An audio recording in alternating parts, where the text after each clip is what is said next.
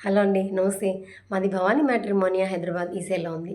చాలామంది అబ్బాయిలు, అమ్మాయిలు ఏమనుకుంటారంటే లవ్ మ్యారేజ్ చేసుకుంటే కనుక అసలు డైవర్స్ అనేది అవ్వవు. ఎందుకంటే తరచుగా ఈ మధ్యన అందరి దగ్గర కూడా డైవర్స్ అవ్వడం అనేది చూస్తున్నాం. మనం చదువుతున్నాం, న్యూస్లో చూస్తున్నాం.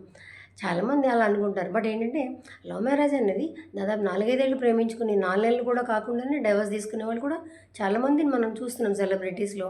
బయట కూడా అంటే బయట వాళ్ళ గురించి ఎవరికీ తెలియదు. సెలబ్రిటీస్ అంటే సోషల్ మీడియాలో వస్తుంది కాబట్టి మనకు తెలుస్తుంది.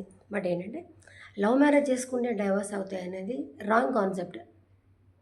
బట్ అరేంజ్ మ్యారేజ్ చేసుకుంటే డైవర్స్ అవుతాయి అనేది కూడా కాదు. ఎందుకంటే వాళ్ళిద్దరి మధ్యన నమ్మకం, ఒకళ్ళ మీద ఒకళ్ళకి అండర్స్టాండింగ్ ఉన్నట్లయితే తప్పకుండా వాళ్ళ జీవితం చాలా బాగుంటుంది.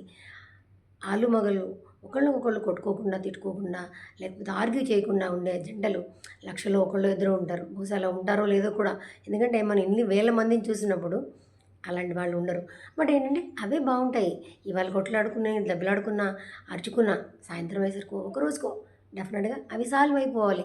ఆ 4 గోడల మధ్యన అప్పుడే వాళ్ళ జీవితం ముందరికి వెళ్తుంది. మన వివాహ వ్యవస్థ ముందరికి వెళ్తుంది.